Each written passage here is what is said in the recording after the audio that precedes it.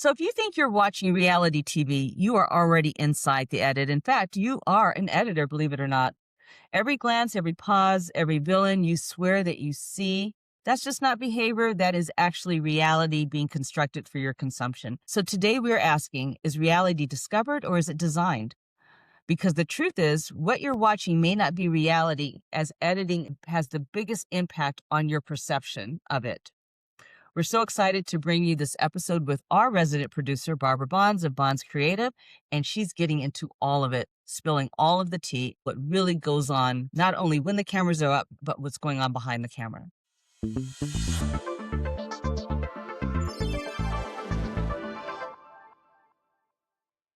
Hello, guys. Welcome to the Good Edit podcast with Elle and Kat. And we are so excited because today we have our producer, Barbara Bonds, on the show as a special guest. And she is so much more than just a producer. She consults and she's going to tell us about everything behind the scenes. So, Barbara, tell us about your experience. I know it's a rich history. If you don't mind just going into that a little bit. Absolutely. First of all, thank you, ladies, for having me on as a guest. We're going to have a lot of fun because we're going to uncover some things. I'm a 30-year veteran of television.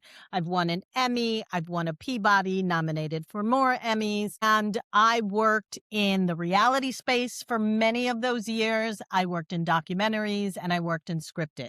So I have a little bit of both. But today, what I'm really excited about is uncovering all of this, because what I do now, while I used to produce shows, now I produce people and their brands. And so while we're going to get into that, what I want to do is uncover all the things that go on in the edit bay before you actually get to see the show, and all the little tips and tricks and all the sly things that we can do in the edit so that people get either a good edit or a bad edit.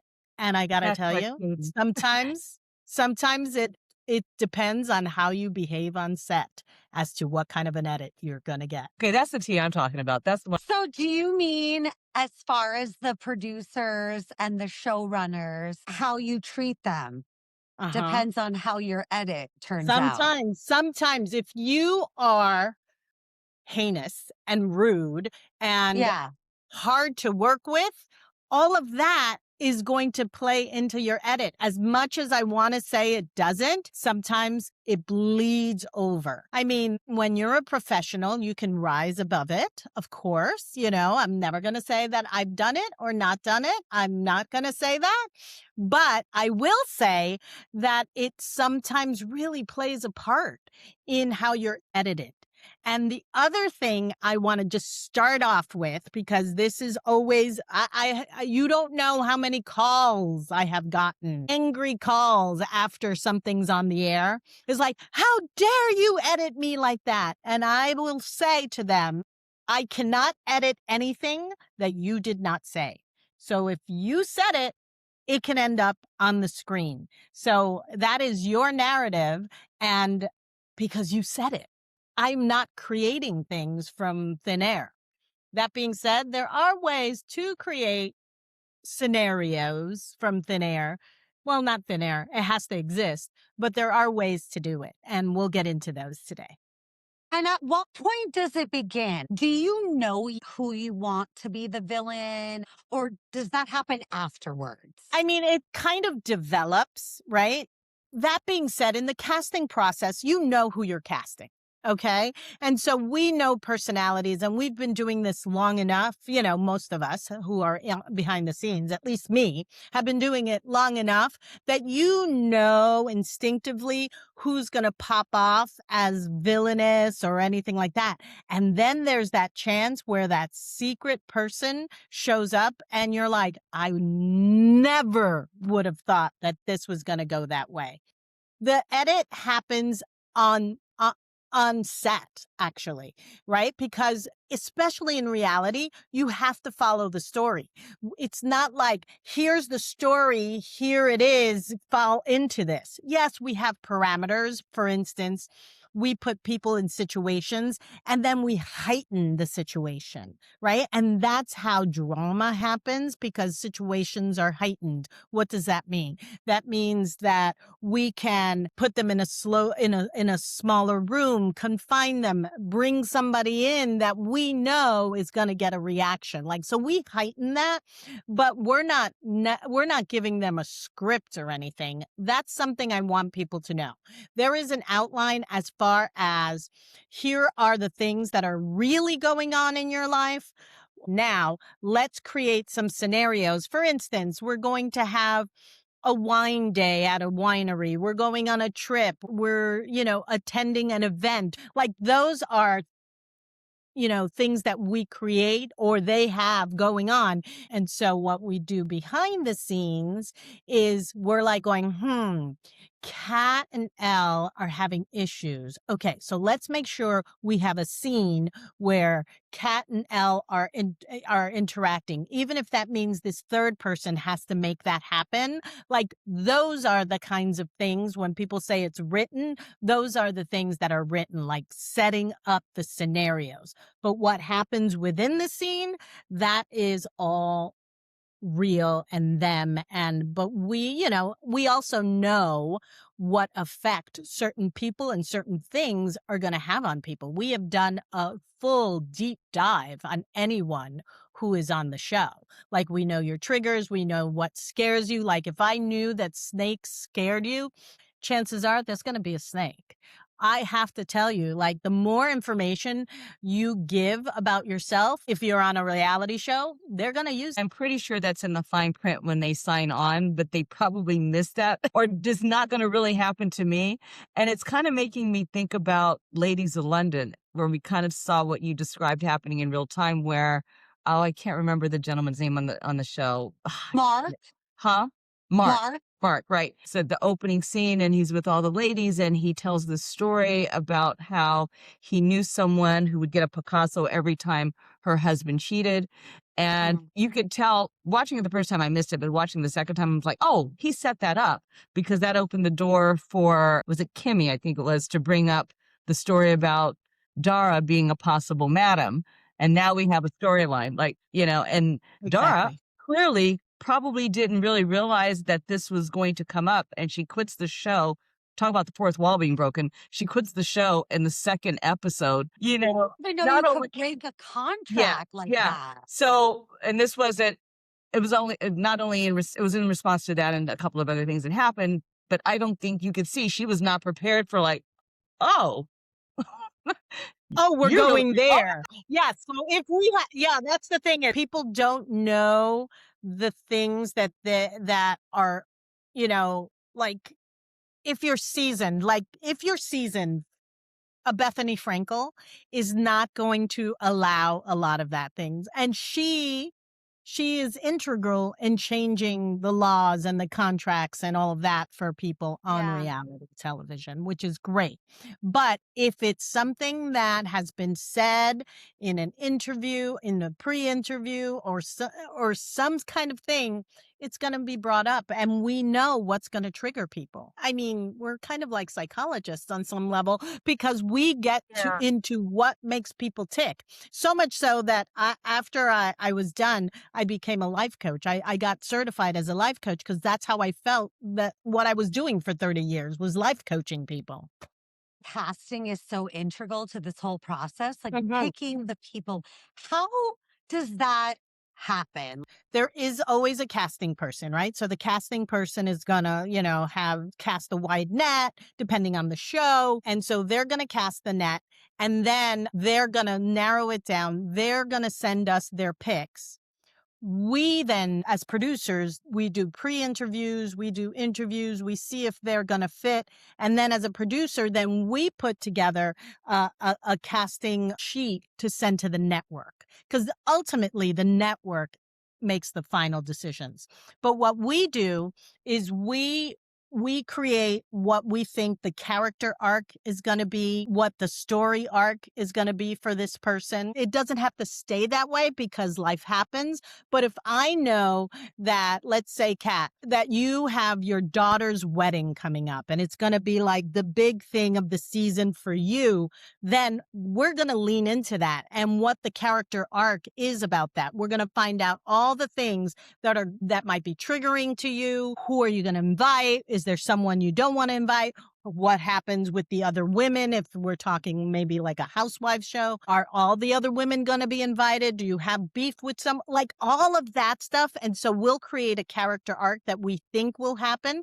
And sometimes it follows that character arc because we can predict it, but sometimes it goes off the rails. And when things go off the rails, I have to tell you, in the control room as a producer, we are dancing a jig. And at the same time, we're like, if you ever saw the movie Broadcast News, where they're running as like new information, when something goes off the rails in the control room, we're like, oh my God. Okay. And we're like going, follow that with the camera. People will storm off set and we're like talking to the cameraman and was like, and the field producers. So back to casting. So we know like who we think is going to do that. And we also don't want 10 of the same kind of person. So it's like, if we have this kind of person, we're like, well, we can't cast this. They're too similar. So let's find somebody who's different than that so that different people are represented. That's not always the case in every show. Historically, the shows that I like to work on are the shows that have multiple different kinds of people represented. Do you still need to make sure that those people know each other beforehand and are in a friend group? Or Not like Vanderpump Rules, do they just randomly cast? Yeah, not necessarily. It depends on the show. Different shows have different rules, right? There's something called a show Bible for every show, right? And the show Bible tells you all the rules for the show, everything we have to follow, all of that. And so that show Bible gets created as the show is getting created. It gets created before the show because that's really what the things we want to follow. But as the show goes, that show Bible gets updated and updated. It's like a living document, that show Bible. And so along the way, things will happen and you're like going, okay, that's a new thing that can never happen. Or, oh my God, that happened. That's fantastic. Let's put that into every season, that kind of story beat that happens, right? So it depends on the show. Some shows are formulaic. You have, like when I worked on Married at First Sight, that was very formulaic. This happens, then this happens, then this happens, then this happens, as far as events. Now, within those events, drama can happen. And frankly, I've seen a lot of drama on that. And you, as a producer, when that kind of stuff happens, like that's gold. It really is gold because you want that kind of drama because nobody's going to watch a show where there's no tension. Married at First Sight is a very good case study. And you're looking for tension. Is a lot of the tension that we see between the couples natural, organic tension as it's just happening, or is there some, for lack of a better word, manipulation in the editing to bring us that, or is that more organic? Okay. Yes, and a lot of the tension is organic, and a lot of the tension can be built in the edit. Right? Because we want that kind of tension. We don't want every couple to be like, hi, I love you, and that's it. Nothing. The whole thing about Married at First Sight, that's one of the many shows. I just brought it up because it's formulaic. It was a social experiment, right? They build that as a social experiment. What would happen if you married two people who had never met and they met for the first time at the altar? And when that show first started, it was actually a pretty brilliant idea. It's just after season after season after season after season, you know, it gets, it gets long in the tooth. And a lot of people just go on the show because they want notoriety and they don't necessarily want a relationship. Yeah. And so back to your question, like, yes, some of it does happen in the room, but some of it has to happen in the edit. And where that comes in, it's like if there's a boring couple, I got to be honest, if there's a boring character on any show and you're really trying with this person, you have to build something. And so how do you do that? Well, it's the edit. It's you have on set, we're going to get looks from people, right? So a look like this, and this could be like because somebody dropped something, but Yes. it's a look, right? And then all of a sudden, this person who might be boring says something, and then let's cut to that look, right? You cut to that look, then you cut to an interview bite. And that's where the producers are brilliant, because as a producer, you are trained to know exactly the answer you want from that person, and you know how to ask a question to get the exact answer you want. So all of a sudden now in interview bites, in those confessionals and interview bites, you are getting what you need to fill in the drama of the story. Right. And so, and sometimes the answer to the question is to a totally different question, but you can put it in. It was like going, we sit in the bay and like, did Elle ever say, I hate anything? Yes. She said, I hate hot dogs. Awesome. And then we can find that, and we can Frankenbite that. Let me write that down. Frankenbite. And what that means is we can take that phrase, I hate hot dogs, and take I hate, and then like going, did she ever say cat when cat does this? Well, not that, but she says when cat, and then she said does this over here. Great. Let's put it together. And we can do that. So it's all in the contract. This is It's all all in the allowed. contract. If it's They're on the signing off. yes, they are signing off. Those contracts are 30 pages long. So you're not only, for lack of a better word, kind of manipulating scenes and the edit and the characters, but you're also manipulating us as the audience too, to shape our 100%. perceptions and our beliefs in a certain Yeah. way that's going to really not only create, a divide, because divide and, team this person, team that person Teams. is always going to drive viewership, I imagine, but also it's also feeding whatever narrative that we're putting out there as a result of your edit. It just kind of recycles in a kind of a way. Yeah, and here's the thing is Absolutely. you want to create a common enemy, right?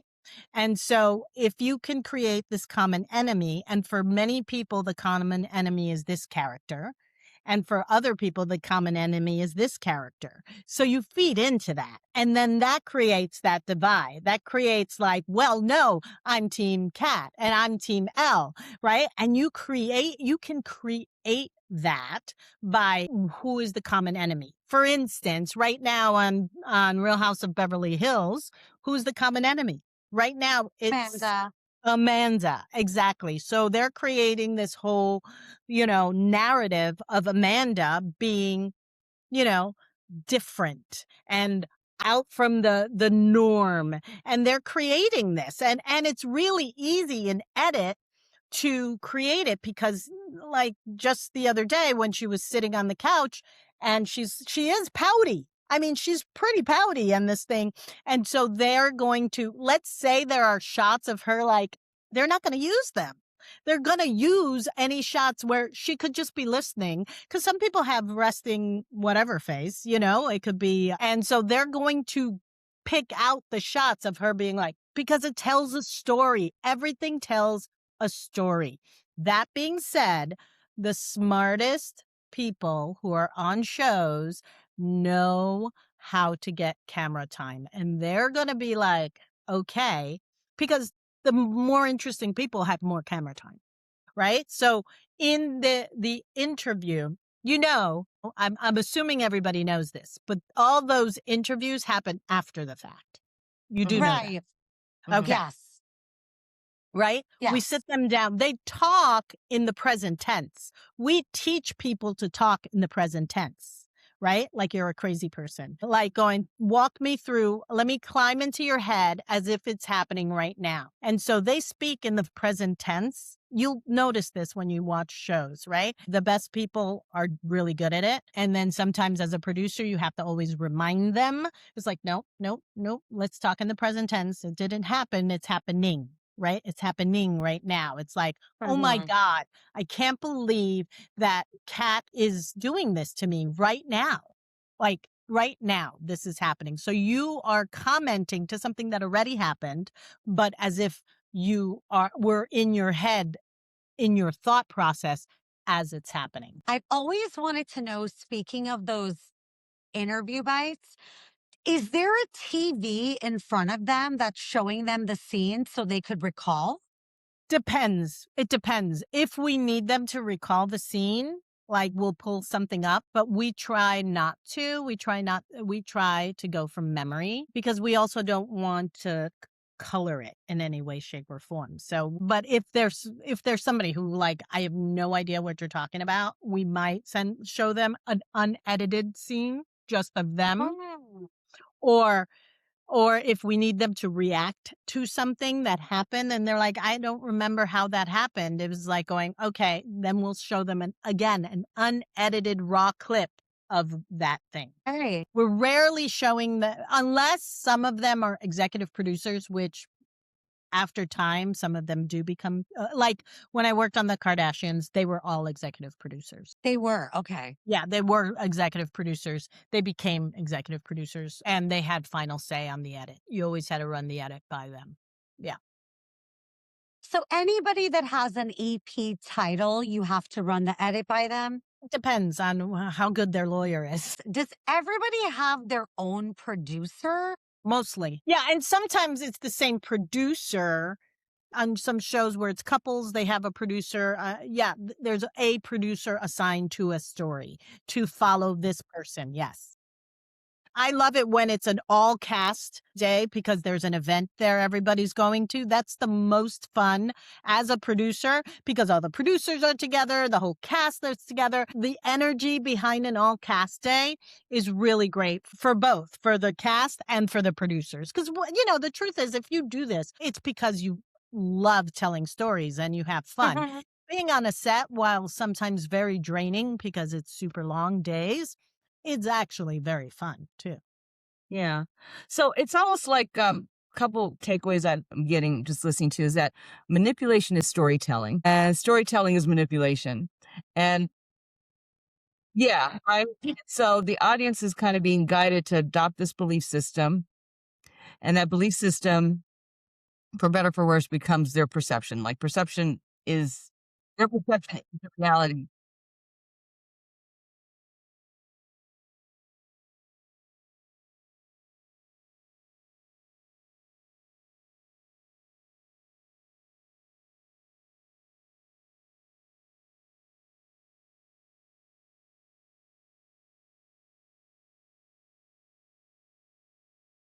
Right.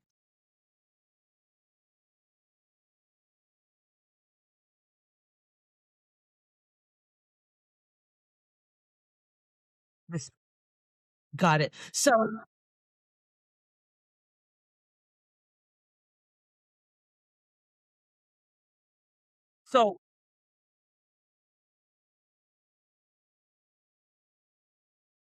So, Okay. for example, Kyle, Kat and I might have a narrative that's absolutely true, but you're manipulating the scene through which that narrative is experienced for the most part. Okay. So, given that, what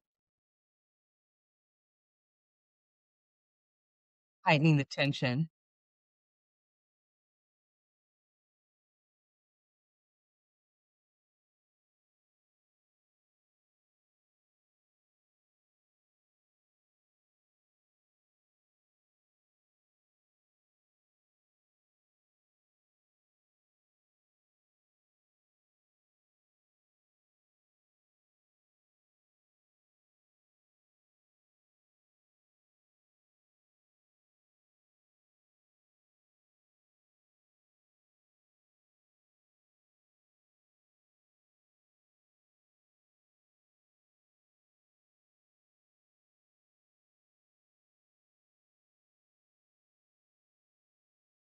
One of the burning questions that you'll see fans often asking and assuming is that producers lie to their cast members, right?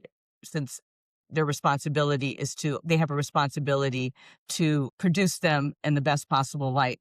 Is there ever a situation where producers are challenged to maintain that level of integrity with their cast, and not engage in kind of nefarious behavior such as maybe manipulating them or lying to them about this and that? I think we saw this play out in a show called Uncut years ago where the producers were actually lying to their cast members. How do producers maintain that sense of integrity while at the same time trying to drive a storyline full of tension?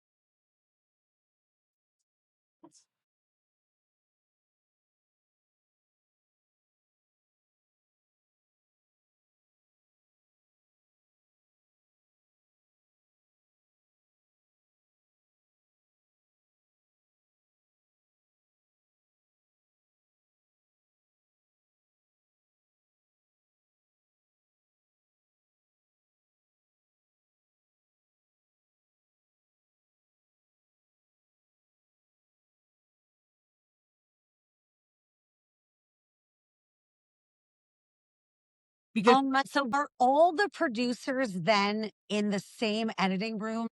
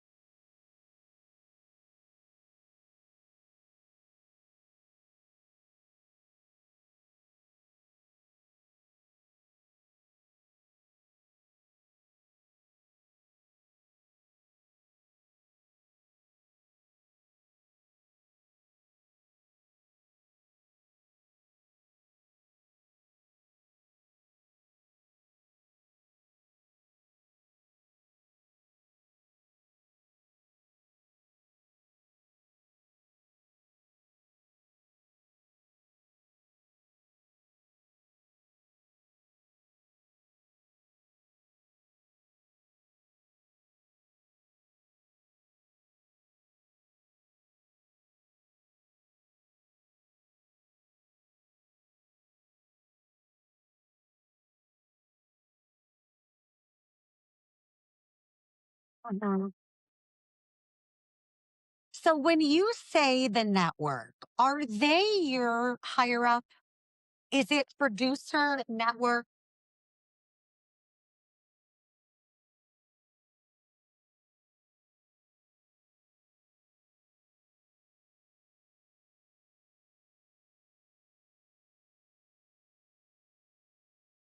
Mhm.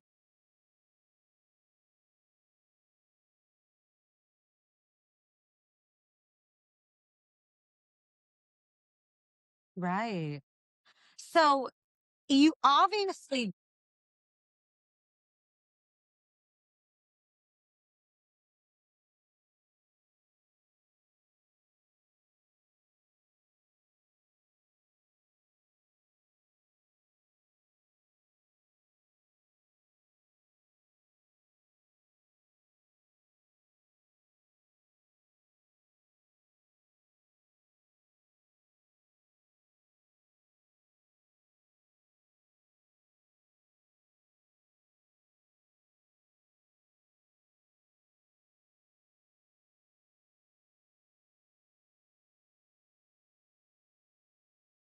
And fans it's love it. basically a hot mic moment. That's what a hot mic moment is, right? Well, thank you so much for joining us. This has been so enlightening. I mean, part of the good edit is being honest about the edit itself. And I just really hope that this not necessarily changes how audiences watch shows, but they watch shows more informed, in terms of what editing is going on behind the scenes and how that's affecting what they see and what we believe. Super enlightening. Super enlightening. Absolutely. And the truth is what you ladies are doing, this is why I joined in, is pretty great because it's not just about being salacious and bringing anybody down. It's like really leaning into the humanness of it. And that's great because everybody wants a good edit, no matter what you do in life. Right. But if you're brave enough to put yourself on television, you really want a good edit and you want people to understand that this isn't for the faint of heart to put yourself out there and allow the world to criticize you, to make any assumptions that they want that may or may not be true. That is not easy. And you have to say kudos to the people who put themselves out there and at the same time go like, really? You Yeah. really wanna put yourself out there like that? Okay. It's like it's not for the faint of heart, I'll say that. No, it's not. It's so much more I fun on this side. couldn't. Mhm. So much more fun on this side. Well, thank you for joining us, and we will definitely see you next time. And next time, I believe we're going to get into the production of it all, into the nuance of production. So I'm super excited to have that conversation. Thanks for joining us, and we'll see Fanta you next time. Bye. Bye, Okay, guys. thank you, ladies. Bye. I'm This podcast sorry. is a Layered Media Works Incorporated production, executive produced by Barbara Bonds of Bonds Creative Incorporated, and co-produced by RS of Rude Mood Media, with social media management by our resident co-host Catherine Basigi. Until next time, this is the Good Edit Unfiltered with Ellen Cat. We're that podcast where reality TV meets humanity.